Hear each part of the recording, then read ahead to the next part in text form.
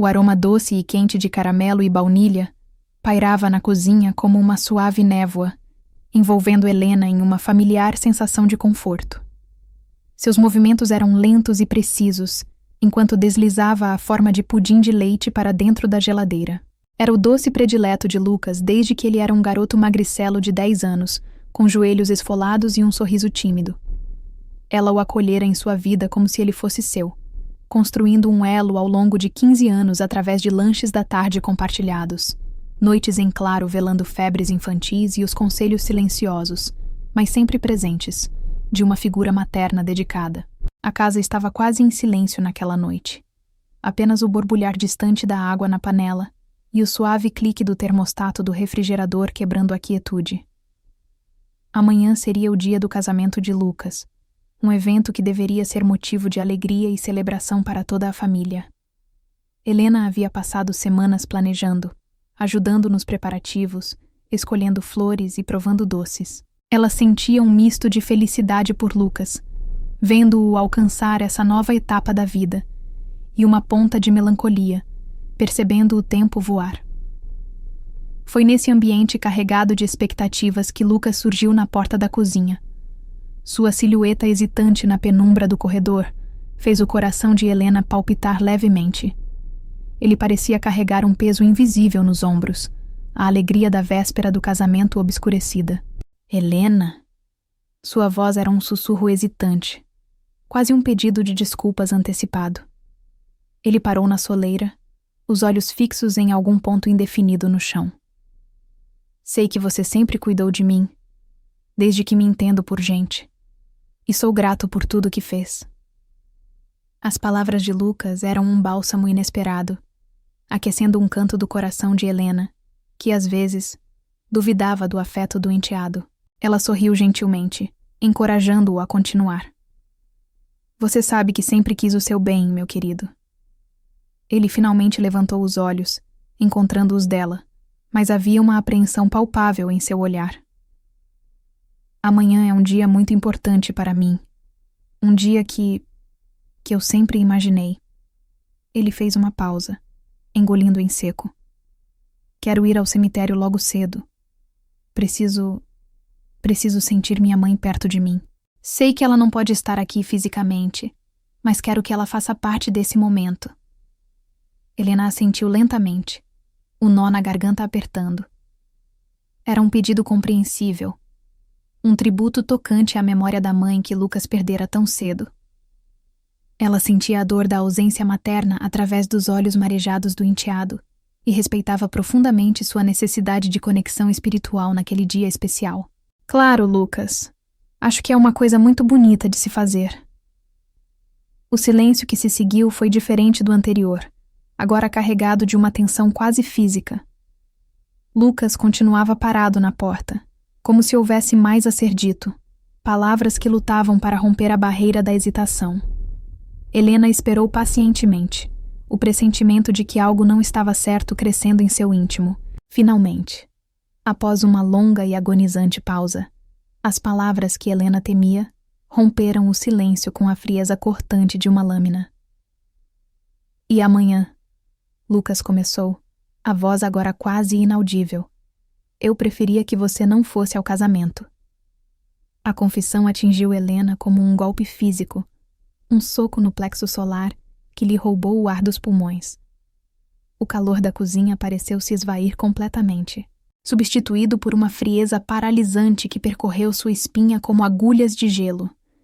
Ela piscou, tentando processar as palavras, como se tivesse ouvido algo em uma língua estrangeira que seu cérebro se recusava a traduzir. Não entendi, Lucas. Ela conseguiu murmurar, a voz embargada pela incredulidade. Ele evitou seu olhar, fixando-o novamente no chão. Eu simplesmente não acho que seria correto. É um dia para mim e para a minha futura esposa. E para a memória da minha mãe. As palavras eram como farpas fincadas em seu coração, cada uma delas girando e causando uma dor lancinante. 15 anos.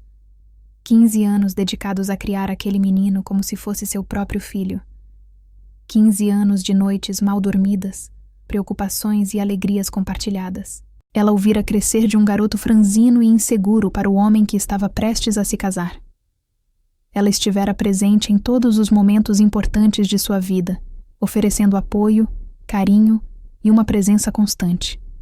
E agora, no dia mais significativo de todos, ela era um obstáculo, uma figura indesejada.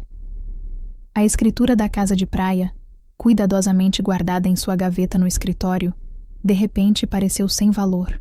Ela havia comprado aquele imóvel anos atrás, imaginando os futuros verões em família, os netos correndo pela areia, os churrascos animados com Lucas e sua esposa. O cheque de R$100.000, dobrado dentro de um envelope azul, destinado a ajudá-los a começar a vida juntos, agora queimava em sua mente como uma prova de sua ingenuidade. Eram presentes de uma mãe para um filho, pensou ela com amargura, mas aparentemente ela nunca fora realmente uma mãe para Lucas. A porta da frente se abriu com um baque, anunciando a chegada de Ricardo. Ele entrou na cozinha, o rosto cansado após um longo dia de trabalho, sem perceber a tempestade silenciosa que se formava no ambiente. Helena o observou, tentando encontrar em seus olhos algum vestígio de cumplicidade, alguma indicação de que ele compartilharia sua surpresa e dor. Mas Ricardo parecia alheio à atmosfera carregada, concentrado em desabotoar a camisa e afrouxar a gravata. Ela respirou fundo, reunindo a pouca força que lhe restava. Ricardo, sua voz soou mais firme do que ela esperava. Você sabia que Lucas não me quer no casamento? Ricardo parou seus movimentos, o olhar vago por um instante antes de se fixar na tela da televisão ligada na sala de estar. Ele suspirou levemente, como se Helena o estivesse interrompendo em um momento de descanso merecido. Ele apenas... Não queria criar um mal-entendido, Helena, respondeu ele, a voz calma e desinteressada. É simbólico, sabe? Para guardar o lugar da mãe dele. Ele deu de ombros, como se o assunto fosse trivial. Não leve para o lado pessoal, é o dia dele. Mas Helena levou. Cada palavra de Lucas, cada reação indiferente de Ricardo, era profundamente pessoal. Era a confirmação dolorosa de que seus sentimentos, sua dedicação, seus 15 anos de amor incondicional, não significavam nada para eles naquele momento crucial. Ela não era parte da família, não de verdade. Era uma figura secundária, substituível, um detalhe a ser gerenciado para não criar um mal-entendido. Aquele não leve para o lado pessoal de Ricardo foi como um prego frio sendo martelado em seu coração já ferido. Era a validação da rejeição de Lucas, a minimização de sua dor, a confirmação de que seus sentimentos eram secundários. Naquele instante, enquanto o cheiro doce do pudim recém-feito pairava no ar, Helena sentiu que algo dentro dela se quebrava irremediavelmente. A máscara da madrasta dedicada, da esposa compreensiva, começou a trincar, revelando a fragilidade e a amargura de uma mulher que se sentia invisível e desvalorizada na própria casa. A manhã seguinte, nasceu cinzenta e silenciosa, um reflexo perfeito do vazio que se instalara no peito de Helena. Deitada na cama, de olhos abertos para o teto, ela não precisava ver o sol para saber que o dia do casamento havia chegado. Ela o sentia na ausência de som, na falta da agitação alegre que deveria preencher a casa. Em vez disso, o silêncio era uma mortalha, denso e sufocante. Cada som que o quebrava era uma tortura. O chiado do chuveiro no banheiro ao lado era como um lembrete agudo de que a vida, a celebração, continuava sem ela. O zíper da calça social de Ricardo soou como o fechar de um caixão sobre suas esperanças. O tilintar das chaves dele, pegas da mesinha de cabeceira, era o anúncio final de sua exclusão. Ele se vestiu com uma eficiência metódica, alheio à figura imóvel de sua esposa na cama. Ele parou ao lado dela, já perfumado e impecável em seu terno. A sombra dele a cobriu por um instante. Estou indo, Helena, disse ele, a voz neutra, como se estivesse anunciando que ia à padaria. Precisa de algo? A pergunta era tão absurda, tão desconectada da realidade da dor dela, que Helena sentiu uma onda de náusea. Preciso de algo? Ela pensou. Preciso de um coração novo, porque o meu foi esmagado. Mas em vez de palavras, ela ofereceu um gesto. Lenta e deliberadamente, virou-se para o outro lado, dando-lhe as costas. Era um muro de carne e osso, a única defesa que lhe restava. Ele hesitou por um segundo, talvez esperando uma explosão, um choro, qualquer coisa. Mas só encontrou o silêncio. Com um suspiro quase imperceptível de impaciência, ele saiu do quarto. A porta da frente se fechou com um clique suave e definitivo, e a solidão a engoliu por completo. Ela permaneceu na cama por horas, um autômato paralisado pelo choque. O tempo se desfez. Eventualmente, a necessidade de ar a forçou a se levantar. Com movimentos mecânicos, vestiu um vestido simples e foi para a varanda da frente. Foi então que viu Dona Sônia, sua vizinha de anos, vindo pela calçada com seu pequeno poodle branco. "Bom dia, Helena", a vizinha cantou, o sorriso radiante. "Que dia lindo para um casamento, não é? Não vai se atrasar para a cerimônia do Lucas? Já deve estar quase na hora." O sorriso de Helena foi uma máscara frágil, uma contração de músculos que não alcançou seus olhos. "Bom dia, Sônia", ela conseguiu dizer, a voz rouca. A expressão de Dona Sônia vacilou. Seus olhos curiosos percorreram a roupa simples de Helena, a ausência de maquiagem, o rosto pálido. A compreensão, misturada com uma dose de pena e fofoca mal contida, brilhou em seu rosto. "Ah, bem. Tenha um bom dia, então", disse ela, apressando o passo, já formulando as teorias que compartilharia com as outras vizinhas. Helena sentiu o rosto queimar. Naquele momento, ela não era apenas uma mulher ferida, era um espetáculo público. A madrasta que não fora convidada. O fracasso que todos podiam agora apontar e comentar. Todos no bairro sabiam da teimosia de Lucas em nunca chamá-la de mãe. Era uma ferida antiga que ela aprendera a ignorar. Mas agora, aquela recusa infantil parecia um presságio de sua exclusão final. O que antes era dor, agora se transformava em uma exaustão avassaladora. Um cansaço profundo de lutar por um lugar em uma família que nunca a quis de verdade, de tentar preencher um espaço reservado para um fantasma. Ricardo voltou no meio da tarde. Ele entrou em casa com a gravata frouxa e o cabelo levemente despenteado, trazendo consigo o cheiro da festa, perfume, comida e a euforia de outras pessoas. Em suas mãos, ele carregava 2 embalagens de isopor, o símbolo universal das sobras. Ele as colocou na bancada da cozinha com um baque surdo. A festa foi ótima. Lucas estava radiante. Ele anunciou. Abriu as embalagens, revelando um amontoado de coxinhas e rissoles já frios e uma fatia de bolo de nozes coberto por uma camada espessa de doce de leite. Eram venenos para ela. Bombas de gordura e açúcar que seu médico a fizera jurar evitar. A indiferença daquele gesto era mais cruel do que qualquer palavra.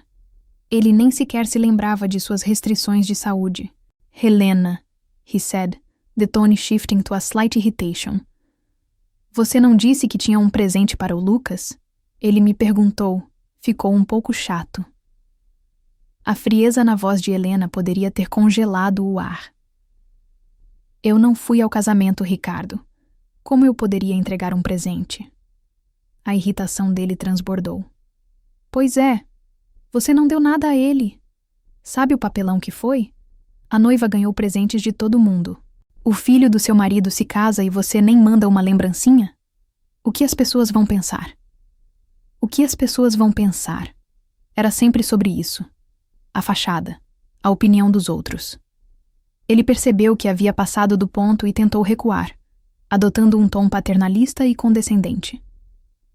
"Olha, você sabe como o Lucas é. Ele é meio atrapalhado com essas coisas, não pensou direito. Não foi por mal." Ele se aproximou, e Helena recuou instintivamente quando ele tentou tocar seus dedos. As mãos dele, macias e bem cuidadas, de um homem que passava os dias em um escritório, eram um contraste gritante com as dela, calejadas e marcadas por anos de trabalho doméstico não remunerado. "Vamos, Helena", ele disse com um sorriso conciliador forçado. "Não vamos estragar 15 anos de casamento por causa de uma besteira dessas. Já passou. Eu não comi direito lá. Estava uma confusão. Por que não faz uns sanduíches para nós? A gente come aqui, tranquilo. Aquele simples pedido foi o estopim. Depois de ser desconvidada, humilhada e ignorada, ele ainda esperava que ela desempenhasse seu papel de esposa serviçal, que ela preparasse um lanche para acalmar o estômago dele. Naquele instante, a represa de dor, ressentimento e humilhação que ela segurava por 15 anos se rompeu. Com um movimento brusco e violento que surpreendeu até a si mesma, Helena agarrou as 2 embalagens de isopor da bancada. A comida voou, espalhando salgadinhos pelo chão. Com um grito abafado de fúria, ela as atirou com toda a força dentro da lixeira. O som do plástico batendo no metal ecoou pela cozinha silenciosa como um tiro. Para quem são essas sobras, Ricardo? Ela sibilou, o corpo tremendo, os olhos faiscando com uma fúria que ele nunca vira antes. Você sabe muito bem que a minha pressão sobe e o meu açúcar dispara só de olhar para essa porcaria. Você ao menos se importa? Ela o encarou, reta e imponente pela primeira vez em muito tempo. A mulher submissa havia desaparecido, substituída por alguém que ele não reconhecia. A voz dela saiu firme, límpida e irrevogável. Cada palavra uma sentença. Chega de panos quentes, chega de fingir. Não, eu não preparei presente algum. E sim, eu tomei uma decisão. Ela fez uma pausa, saboreando o poder daquelas palavras finais. Eu quero o divórcio. Ricardo ficou paralisado, a boca entreaberta como um peixe fora d'água. A palavra divórcio pairou no ar da cozinha, uma granada que acabara de ser detonada, e o silêncio que se seguiu foi o zumbido ensurdecedor de seus estilhaços. Ele piscou, o cérebro tentando processar a informação, a expressão mudando da surpresa para a mais pura incredulidade. Divórcio? Ele finalmente repetiu, a voz esganiçada. Você está pedindo o divórcio por causa de uma besteira dessas? Porque o Lucas foi um idiota? Helena, tenha um pingo de bom senso. Helena não respondeu. A mulher que por 15 anos teria recuado, chorado e pedido desculpas por ter se exaltado, havia morrido ali, ao lado da lixeira. Em seu lugar, havia uma estranha com os olhos frios e a espinha de aço. Ela deu as costas para ele, para a cozinha que fora seu domínio e sua prisão por tanto tempo, e caminhou com passos firmes em direção ao quarto. Ele a seguiu, a incredulidade dando lugar à irritação. O que você está fazendo? Helena, pare com esse drama. É sério isso? Vai fazer essa cena toda? Fugir de casa como uma adolescente? Ela não parou. Abriu o guarda-roupa e, de cima, puxou uma mala velha e empoeirada. O som da mala batendo no chão de madeira foi um baque surdo e definitivo. Enquanto abria o zíper emperrado, uma memória vívida a assaltou. Lucas tinha 12 anos e havia brigado na hora do recreio. A diretora a chamou e ela correu para a escola. Mas ao vê-la, Lucas começou a gritar. Eu não quero você aqui. Você não é minha mãe. Quero o meu pai.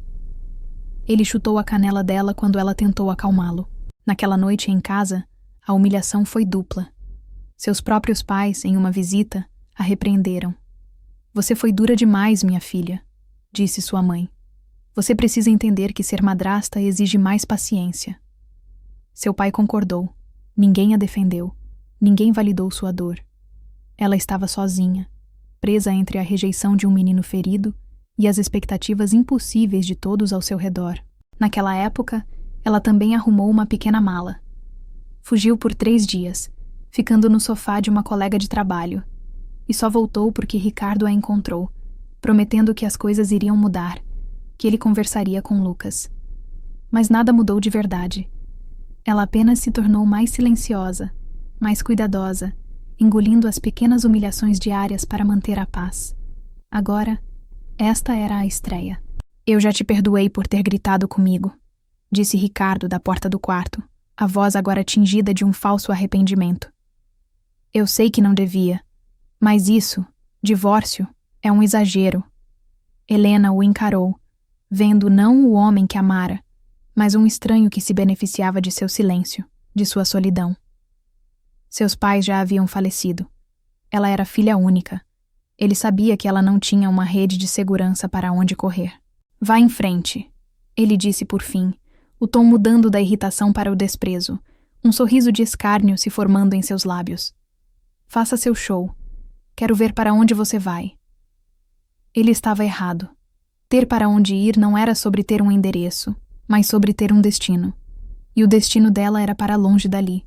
Ir para qualquer lugar era melhor do que ficar. Ela encheu a mala com o essencial, sem se preocupar com os sentimentalismos. Passou por Ricardo na sala como se ele fosse um móvel e saiu pela porta da frente sem olhar para trás. Dirigiu por ruas que pareciam não pertencer mais a ela, até o bairro tranquilo onde sua velha amiga Lúcia morava. Lúcia abriu a porta e, ao ver o rosto de Helena e a mala em sua mão, não fez uma única pergunta. Seus braços a envolveram em um abraço apertado e protetor. Entre. Foi tudo o que ela disse. O quarto de hóspedes está arrumado. Descanse. A gente conversa quando você estiver pronta. Aquele acolhimento silencioso foi o primeiro bálsamo em sua ferida aberta. Na manhã seguinte, enquanto tomavam café, Lúcia foi pragmática. Você precisa de uma advogada. E eu tenho a melhor. O nome dela é Verônica. É uma leoa. Foi só no terceiro dia na casa de Lúcia que Helena teve coragem de ligar seu celular. A tela se iluminou com uma cascata de notificações. 37 chamadas perdidas, 15 mensagens de texto, 12 mensagens de voz. Eram de Ricardo e de seus parentes. Uma orquestra de manipulação. As mensagens seguiam um roteiro previsível. Começavam com falsa preocupação, escalavam para a repreensão e terminavam com ordens diretas. A voz mais venenosa, no entanto, pertencia a Célia, a irmã mais velha de Ricardo. A mensagem dela era uma obra-prima de crueldade disfarçada de conselho. Helena, querida, ouvi dizer que você está fazendo um drama. Escute uma pessoa mais experiente. Pare com essas birras. Você já tem 50 anos. Que tipo de homem vai te querer agora? Sejamos francos, Ricardo e Lucas são os únicos que aguentaram seu jeito difícil. Tenha juízo e volte para casa antes que você perca o pouco que tem. Um sorriso frio e amargo brotou nos lábios de Helena. Perder o pouco que tem. Célia não fazia ideia. Ela sentiu uma onda de fúria gelada percorrer seu corpo, mas era uma fúria que trazia clareza. Ela não ia apagar a mensagem. Apertou o botão de gravar e começou a responder, a voz calma e cortante. Olá, Célia. Obrigada pela sua preocupação com o meu futuro. Já que você está tão interessada no pouco que eu tenho, achei que gostaria de saber de algumas coisas. Helena fez uma pausa. Eu passei as últimas semanas planejando o presente de casamento de Lucas. Você sabe como sou difícil, então me esforcei. Eu ia entregar a ele, durante a recepção, a escritura da minha casa de praia. Sim, aquela que meus pais me deixaram, totalmente quitada. Ela continuou, a voz gotejando um veneno doce. Dentro do envelope, junto com a escritura, haveria um cheque, R$100.000 para ser exata, para ele e a noiva começarem a vida sem apertos. E tem mais. Sabe aquele sonho que ele tem de montar um food truck? Eu já tinha separado R$70.000 do meu próprio dinheiro para investir no negócio dele. Helena sorriu para o telefone. Mas como você disse, sou uma mulher difícil e não fui bem-vinda na festa. Então, acho que seu sobrinho preferiu o simbolismo a ter um teto na praia e o próprio negócio. Uma pena, não? Por favor, passe o recado a ele. Diga a ele para continuar sonhando. E agradeça por me lembrar do meu valor. Ela encerrou a gravação e a enviou. Sabia que a ganância falaria mais alto que o orgulho ferido. A guerra estava declarada, e ela acabara de disparar o primeiro tiro de canhão. A campainha tocou 2 semanas depois. Lúcia trocou um olhar com Helena. São eles. Helena respirou fundo. Não era mais a mulher assustada. Pode deixar entrar, Lúcia. Eu resolvo. Quando ela abriu a porta, a visão era quase patética. Ricardo e Lucas estavam parados no capacho. Ricardo parecia ter envelhecido 10 anos. A camisa, que Helena costumava passar, estava amarrotada. Lucas estava de cabeça baixa, evitando o contato visual. A mensagem de voz de Helena havia atingido o alvo. Helena, Ricardo começou, a voz carregada de uma falsa solenidade. Me desculpe. A culpa é toda minha. Eu não soube criar o Lucas direito. Não te dei o valor que você merece. Por favor, perdoe este velho tolo. Helena permaneceu em silêncio, impassível, segurando uma xícara de café.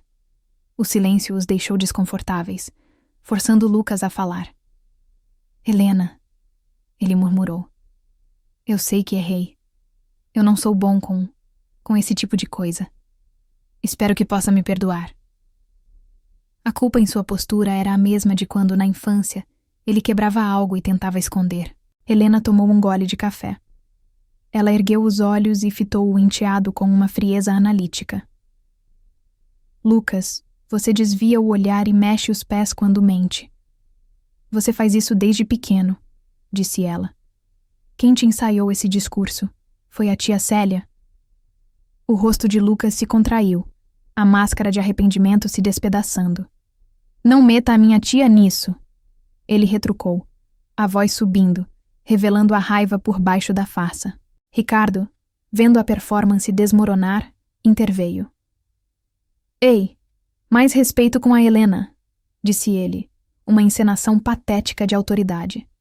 Vendo que a tática não funcionou, ele mudou para a chantagem emocional. Desde que você saiu, Helena, eu não consigo comer uma refeição decente. Meu estômago está atacado. Minhas camisas estão um desastre. Até meus alunos perguntaram se aconteceu alguma coisa. Um riso baixo e seco escapou dos lábios de Helena. Que pena, Ricardo. Mas você não tem uma irmã? A Célia? Aquela que está sempre tão preocupada com o bem-estar da família? Ela não pode te fazer um jantar quente? O golpe foi certeiro.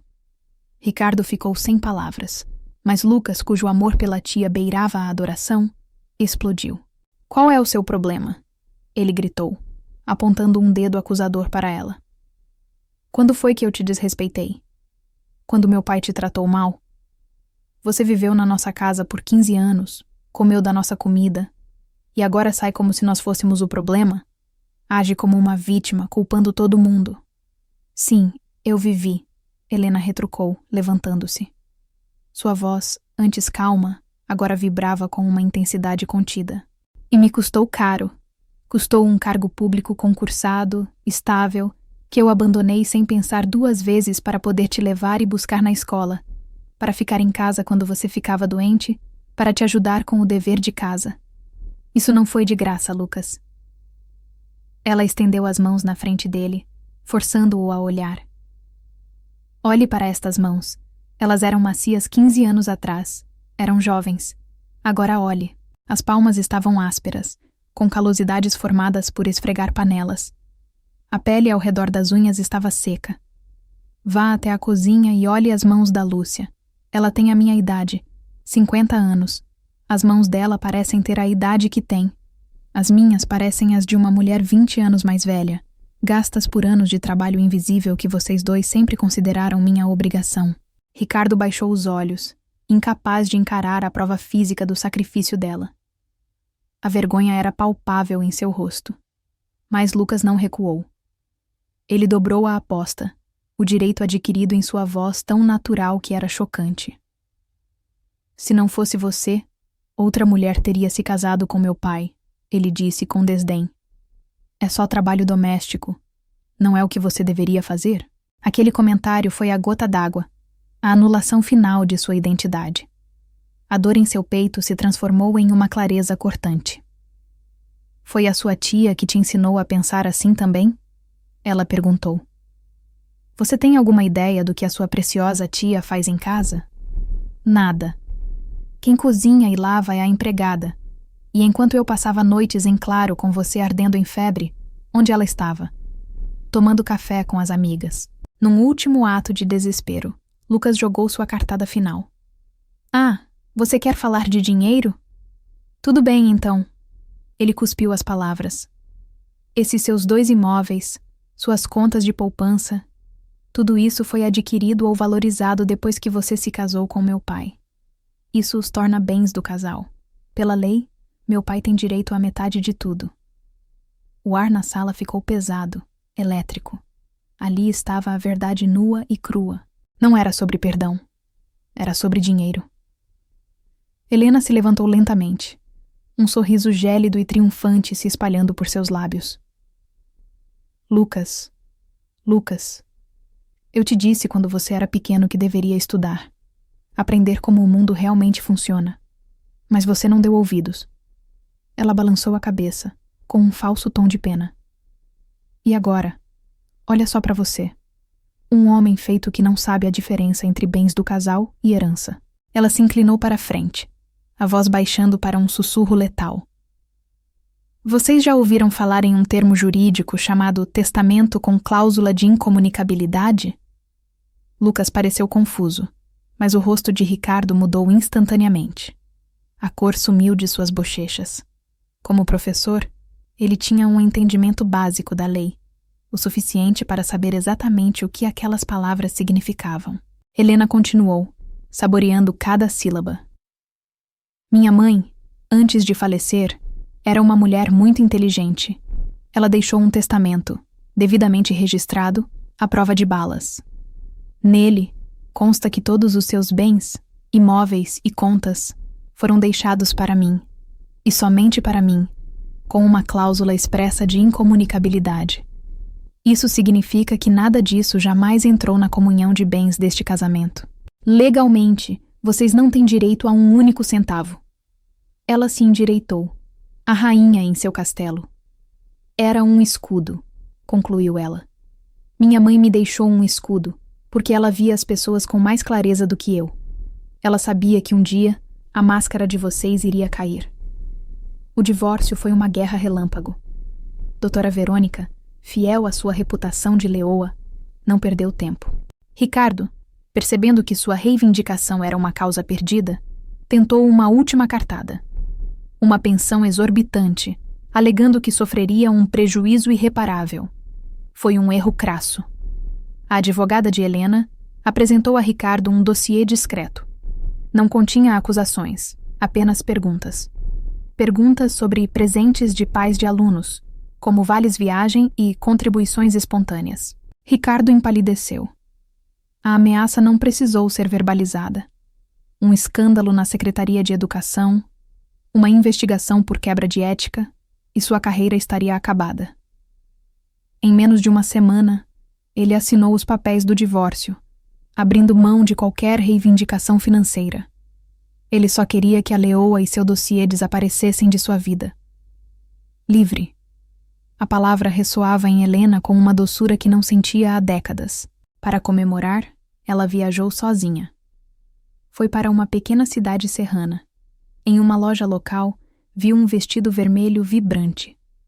Ricardo sempre dissera que vermelho era uma cor desesperada para mulheres da idade dela. Parece que está tentando chamar atenção, ele costumava dizer. E ela, estupidamente, acreditou. Naquele dia, ela comprou o vestido sem hesitar. Vestindo-o, ela subiu uma trilha até o topo de um mirante. O vento chicoteava seu cabelo, mas ela se sentia mais viva do que nunca. Um rapaz simpático, da idade de Lucas, se ofereceu para tirar uma foto dela. Moça, com todo respeito, esse vestido ficou incrível em você, ele disse com um sorriso genuíno. Acendeu seu rosto. Ao ver a foto, Helena não viu as rugas ou a idade. Viu uma mulher de 50 anos, com o brilho da liberdade. Um ano depois, essa liberdade tomou forma. Helena alugou uma pequena loja de esquina em frente a uma escola pública e realizou um sonho que guardara por mais de 20 anos. Ela abriu uma livraria infantil. O nome, escolhido com carinho, era Vira a Página. As paredes foram pintadas de um amarelo quente, prateleiras preenchidas com mundos de fantasia e um cantinho com puffs coloridos para a criançada. Todos os dias, às 3:30 da tarde, o sininho da porta começava a tocar sem parar. Eram os alunos da escola. Tia Helena, chegou o livro do dragão? Vó Helena, você me ajuda a achar um sobre dinossauros? Ela nunca os corrigia. Aqueles títulos, tia, vó, dados de forma espontânea e carinhosa, Eram a validação que Lucas nunca soube ou quis lhe dar. Ali, ela era uma figura materna por escolha. Você tem certeza disso? Lúcia perguntou um dia. Digo, essa trabalheira toda. As comunidades de aposentados de luxo hoje em dia têm tudo. Refeições gourmet, massagem, ninguém para te amolar. Helena sorriu, olhando para uma menina que lia. As pessoas não continuam vivas porque alguém cuida delas, Lúcia. Elas continuam vivas porque têm um motivo para acordar de manhã. Este é o meu. Numa tarde chuvosa, o sininho da porta tocou e doutora Verônica entrou, de mãos dadas com a filha pequena. Enquanto a menina explorava, Verônica folheava um livro com um sorriso distante. Você parece em paz, Helena, disse ela. Eu estou, respondeu Helena. Finalmente estou. Fico feliz, disse a advogada. A propósito, talvez você goste de saber. O universo tem um senso de humor peculiar.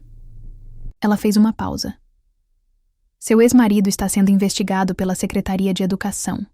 Parece que a irmã dele, Célia, bebeu demais em um churrasco de família e se gabou para a pessoa errada sobre como Ricardo era esperto com os presentes dos pais. Helena apenas deu um leve aceno de cabeça. Não sentiu alegria, nem prazer na vingança. Sentiu apenas uma distância imensa, como se falassem da vida de outra pessoa. Era o som de uma porta se fechando em um passado que já não lhe pertencia. Karma. Sabe por que comprei este livro? Perguntou Verônica, mostrando a capa de 100 anos de solidão. É para a minha filha. Quero que ela entenda desde cedo que a solidão não é algo a se temer. É uma condição da vida. O que machuca não é estar só, mas se sentir só quando se está acompanhado. Enquanto Verônica se preparava para sair, ela deu um último conselho. Pense em contratar um ajudante, Helena. Você não é mais jovem. E se algo acontecer com você aqui, sozinha? Helena sorriu, um sorriso genuíno e tranquilo. Lembrou-se do jovem na trilha, da foto, da sensação do vento. Lembrou-se de ter pensado que a vida é uma longa jornada para fazer as pazes consigo mesmo. Eu já estou acompanhada, Verônica, disse ela suavemente. Estou acompanhada de todos esses livros, de todas essas crianças, e pela primeira vez na vida, de mim mesma. Naquela noite, depois de fechar a loja, Helena caminhou lentamente até seu pequeno apartamento ali perto. A janta foi simples, do jeito que ela gostava. O sono veio fácil, profundo e sem os pesadelos de insuficiência que a assombraram por anos.